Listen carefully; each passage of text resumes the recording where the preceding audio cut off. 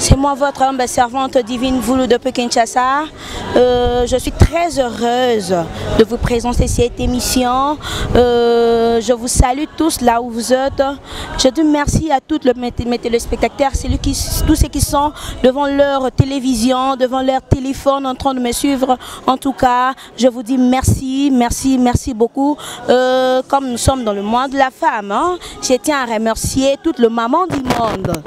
Maman du monde, particulièrement à ma boss privée, en personnel. Maman Nana et fille, là où tu es de gros bisous, maman sociale, elle est là au fort. Et je ne suis pas seule. En tout cas, je suis avec mon invité du jour. Je suis avec Choumen Nambonda. Danimbo aussi, tu peux déjà prendre mon invité du jour. Bonjour Choumen. Bonjour Divine, moi Nzambe. Moi je sans l'issoumu quoi. Donc Divine, bonjour. Bonne fête. Pour moi le 31 mars. Donc tout ça bonne fête maman. Merci beaucoup Choumen. Merci Choumen, bonne santé, bonne vie, bonne kitambo est évolué nini en tout cas, pesa bisona nous ndenge nous a bien et tout. Okutinga kitambo adozana kitambo te matanga kalozinga apio lever na matanga ya masa na biso denjumbonda ya père na mamuta kufi et puis masa na biso ndula ba fila ba nini te na matanga ozinga apio lever kitambo za sava taka ozinga na mabele donc obenga kutu donc obenga era divine moi na Nzambe na il faut na sala émission na otala ka serre na biso mpe pasika. Merci beaucoup Choumen. Choumen. Ouais. Boni Fally Ipupa. Boni Fally Ipupa pas au monde na tel lingi sou Congo te hein. Ces derniers temps Fally Ipupa lingi sou Congo te. A communiquer libanda pona nini. Pona nini ibo sabiso nanu. Fally Ipupa lingi sou Congo te. Alingi sou biso te. Teza te Fally Ipupa lingi Congo te. Eza ke Fally Ipupa musalam te bengai. Autos a dernièrement na Kinshasa awa. Dans l'Ungweka après le 8 mars, à l'invitation de la grande dame, non pas sur Moté, la grande dame, la première dame de Côte d'Ivoire. Il y a une invitation à la soirée de gala, on a bien champion d'Afrique King, Fally Ipupa, à Benga qui est na mboko ya Côte d'Ivoire, à qui moi le comme soirée de gala, moi mbangu. Fallait ça na Kinshasa, to bosser album na bout album na soba rumba, tout ça en plein arrêtement, il y a album ba rumba et puis Tokos c'est ça dans Angela, donc mais Tokos échangeant mes belé Tokos et benda Fally partout et benda bisonyo partout. Dernièrement tout na tourner Afrique, tout tambour Afrique mobimba, tout attaquer Europe, après tout attaquer Europe, après tout qui les États-Unis, donc tout ça pendant en cheval studio et puis studio na ba voyage donc Fally Ipupa azana na Kinshasa na minito na na Côte d'Ivoire invitation sur invitation na la première dame ya Côte d'Ivoire. Mikolo, merci beaucoup Choumen. Mikolo toyoka tout le monde na mikolo Fally Ipupa na Koffi Olomide bazo tout en fort hein. Na vu que oza spécialisé ya ko répondre à question mais aux mission Fally il faut bisangai expliquer bana Congo bana Londres bazo landa yo il faut biso Choumen donc to yeba mikolo bazo tout en bonne relation ya Fally Ipupa na Koffi Olomide. Mon sotin comme les grands mon pao comprendre la légende moi na madame na Congo lelo Koffi Olomide la légende na musique dans la musique ba musique congolais et ba Koffi Olomide ba Weranson ba vient sur papa Wemba ba Kenda ba Vie Bozi ba Vie Redi parce na minito les gens dos années oyaza na minito pas ba Vie sur la Josa eza Koffi Olomide moni entre Koffi Olomide na Fally Ipupa eza relo moko so tangi Koffi Olomide ya ne do tangi Nzambe mais liboso bazaki na ba ranking to ebi ke non vie alinga ba problème ndo ça ba problème na Fally Ipupa bazaki na ba ranking et tout bando yo kanate bazaki un peu éloigné mais ces derniers temps to moni ba komi coller serré dernièrement to monde na concert na moni oui ouais invest bazaki Koffi Olomide Fally Ipupa bazaki na nini na concert yena na ketchup donc moni ke mikolo baza coller serré cimenté comme pas possible au moni photo to pesa na ba concert na ndenge nini biso fana na Brazzaville vie ramba bilem sur na concert na pays de congrès abenga Fally te abenga champion d'Afrique te abimela biso to fanda biso beta na showbiz to bengi sifi na biso rambo vera mbomna sokoli pena pakoli mafuta abendi koko na sa boga vena sa boga abendi beauté abeti ba balmen na ye aye consensus na showbiz biso pe to moni vie azo beta na invest to yate to na problème na vie te so talif kofi ono midi moni maman fali pupa omoni nzambe omoni masia. Merci Choumène. Choumène Mbonda. Maman nana fille azo tala yo azo landa yo. Maman nana fille. Nana fille kolo site. Kolo site. Ah na pese moto na ka divina betenga na sima caméra liso na o. Oh maman nani? Nana fille. Maman nana fille ako nana fille ni nana fille. Na pese moto la patronne. Wow. Merci beaucoup Choumène Mbonda. Tongi toyeba. Nazali. Choumène Mbonda. Parcours na yo ezanenge nini tio ya pa Fally Ipupa okoma na orchestre ya Fally Ipupa orchestre te ba te so ezara groupe biso ya groupe d'accompagnement biso ko changer malobate mo biso to bandi ya wani tso ba no boy ba featuring kala comprend leo malobane ko kanga ba o biso to loba na 2006 yon to lobaka ti biso za groupe d'accompagnement ezala groupe d'accompagnement za orchestre te yo mo so chef du groupe chef du groupe ezara du groupe vraiment bete biso no parcours na yo ti okoma lelo na groupe d'accompagnement ya Fally Ipupa mais kana ko expliquer biso bana ndenge nini outa wapi ti okoma lelo koma Choumène Mbonda ya Fally Ipupa. Ouais, Choumène Mbonda tamboli na mabelo kala kitambo na bandaka na bakesa ya ba quartier ba mporo yo musika bakesa sa quartier to kati ba ngambo ba bandal ba new city to tushaka na masanga mozindo kozwa masanga dile mozindo Lemo si doma salanga ye wana banda na ye tambola na ye bandosha modoko bazalaka après wana Choumène Mbonda emporo yo musika après emporo yo musika bimi ombale kasi ya kibomwana ya na beta ba bimi ombale na na kibomwana après bimi ombale mbala moko ezalo kola magic system ki bindanko yi wa penza to passa ba moment bien na kibinda pona mona ke na musicien pona zo ba relation ba sert à bien ba divine ba sert à bien pour nos relation ba sert à bien et on comme contact ba sert à bien na kibindanko après kibindanko et pour ce moment musique na makasa après wana toke champion d'Afrique atalaka non ça là on a affronté mon kile te font luka bele matal na kitambo fona yiba mutu moko do adoda Choumène Mbonda wana na F-team so ba so Fally Ipupa après wana to bandi histoire Fally Ipupa ti lelo naza boye carrière na beti ba Stade de France na beti ba Zénith na beti ba Olympia na tamboli mokili mobimba na tamboli ba Amérique na partout na kotanga na tamaka mokili mobimba bref. Vraiment. Merci beaucoup. Merci Nana et fille, madame, maman sociale, ma patronne. Faut pas que la mouton. Tu vois que la trésor ou casse. Tu vois que la petite sœur n'a jeune dola. Merci maman Nana et fille, place aux Ali, maman sociale, maman Bola, maman Bolingo. Merci beaucoup. On a salué mon vieux, le patron. Plus de 143 ya Willy Moucheni, Tete Nai. On a vu un Willy Moucheni, na ba cadeau belé par Viona. Vu un Willy Moucheni 243. Viens na Tete Nai, maboko banque, veut dire maboko banque. Place mbongo lali na maboko donc et pas na vient Tete Nai, Tete Nai, vient na ngai dans les lamas western. Ça na bien no petit na yo yebi. Yo yebi.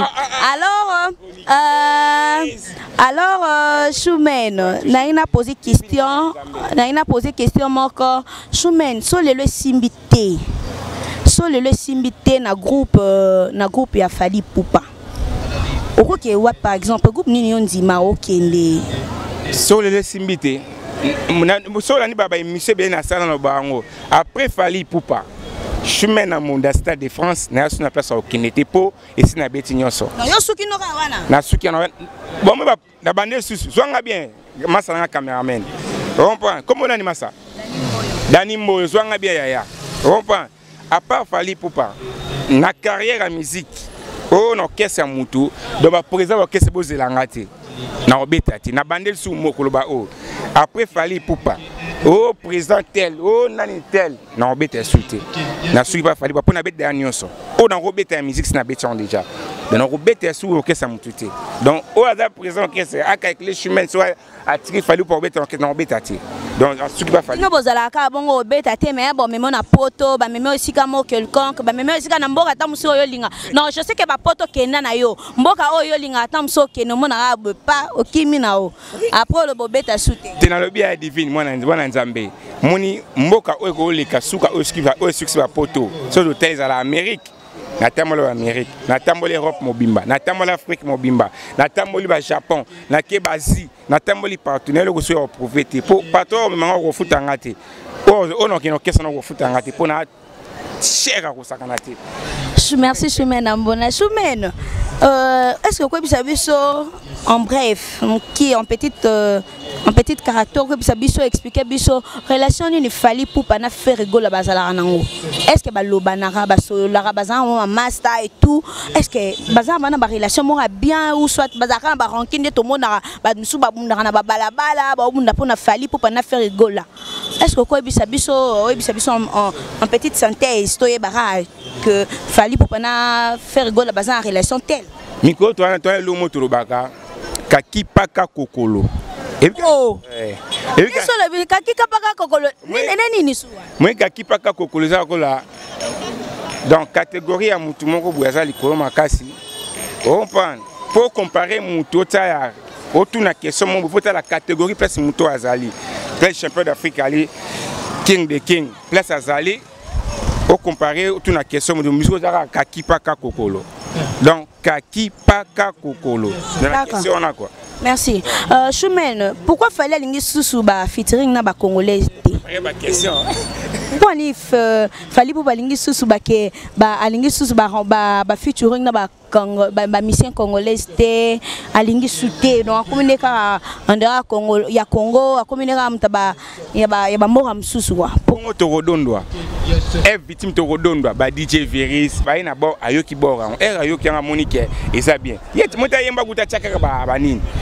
Baba congolais parce que ebi ka produit question moi ça que yesa king faut boyo luka et pour ya comme si aza lelo actuellement lelo na musique à Congo yemta na bendele il faut boyo luka ba luka muto ya makasi o muto ya makasi to lukende il faut mo luka muto ya fort poni pour fali pour alba lo mo buye ye le mo donc na kanga yango ya bango to abi vome atele misamutu ke vome akwesa mutu comprendre muta makasi mutabola mo ali oyo atele misamutu oyo akwesi mutu a makasi te mutu pe malamu oyo atele misamutu ke oyo akwesa mutu fali pa ya tele misarabatu ya kwesa batu te. Merci Choumène. So lelo longwe kitambo olongwe kitambo ndoza mission fali bolongwe kitambo lo ni okanisaka nona sala tapuna bana kitambo lo mo wetika la kitambo batala ngai yo elo ka Choumène o lo mo besala fierté ya kitambo à travers Choumène lo ni okanisaka te fierté kitambo zana ngamoko pona les sel batteur na kitambo o alongolis o alongola o lelo apesa lelo muta batamunda na bo qu'est-ce bala négliger batamona balinga basa bien te batambunda bazala pina ti ba kipa bango penate le longa la pesa lo valait na kitambo nazwaka ba idole nanga ba yaya londa ba vena nga ba selembonda ba vena nga ba jerba ba vena ngai ba Eugène akufa ba vena nga belé na kuma pesa le lomba batambunda no kese ba koma na valeur comprend ba na basa bien batambola ba kara bien comprend tout ça na Choumène bonzenga na salati pour makambo wana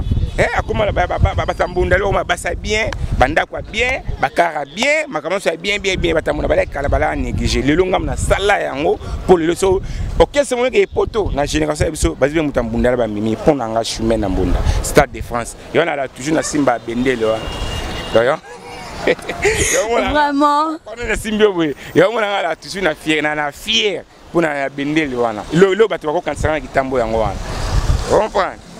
Vraiment beaucoup. Merci beaucoup Choumène, merci beaucoup parce que nous avons à pied levé, accepté l'invitation Nanga. En tout cas merci, je te remercie beaucoup. La gentillesse. Mokolo ba moi mot de la fin na yo, ko pesa moi libanga. Moi libanga ma banga c'est bien so na banda ebelete juste mukieka. Ya mbote boso na pesa ya Nisha Ferrari. Na pesa ma staff na Angola, Didi Finjoni, secrétaire. Paolo Santos guerrier.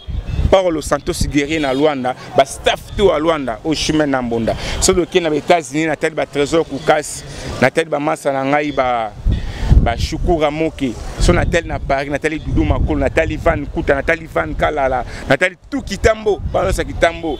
Eh Michel na bino alongla bino soni au chemin na bona masa na bino, famille no balance staff à Jacques, ya bana Kitambo ba kale ba kolota, staff nyonso mikili. Chemin na ba Igema Kolo Doudou Makolo, ba staff nyonso mikili ba Bobongombi, ba Chris Ndongosi, staff nyonso à Paris. Chemin na Mbonda yo, naza mobimba. On peut na baser besoin notanga dans liste ça tina Malaisie quoi. Et puis na pesa masa langa tout au beau servant na carte est victime. Moko na bino yo Ginolia qui Zagalo à télé tout le monde. On se passe là ba Nathan ba Kousso tout bino so ba bozana chemin na Mbonda Stade de France. On prend ouais beta quoi. Veni cameraman na biso Dani Mboyo devenol la combo makasi faut ya mukie quoi. Merci beaucoup, Chemin Nambona. Merci beaucoup. Oui, c'est moi votre humble servante et divine voulue depuis Kinshasa, à Kintambo précisément. Nous sommes ici à Kintambo. Je suis très heureuse de vous présenter cette émission devant le petit Litan à Kintambo. Je tiens à saluer tout le monde. Je salue ma patronne, Madame Nana Efie, Maman Sociale, Maman Bolam, Maman Bolingo. Je t'ai pas ciel. J'étais avec mon équipe technique. J'étais avec Dani Mboyo derrière la caméra. Merci Dani. En tout cas, merci beaucoup. Que le bon Dieu te pambole, te bénisse encore de plus. Ok,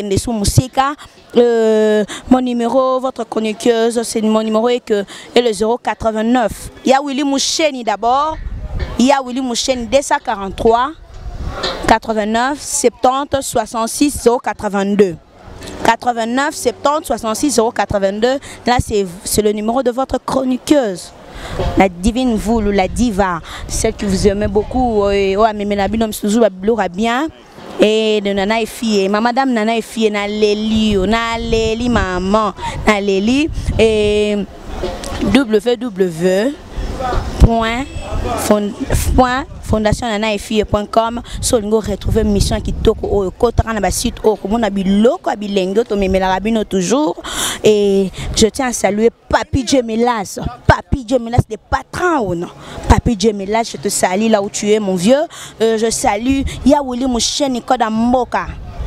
Plus de 143 yo yebivier nazolela na leli tete nai maboko banque balobi mutu comme mikolo mutu osimba ba dollar ezepa na yeso olingo retrouver dollar en tout cas qui n'est pas tete nai hormona ba dollar. En tout cas, je te salue mon vieux, de gros. Merci Naïbi que non, moi l'or est arrivé. Merci beaucoup à tous.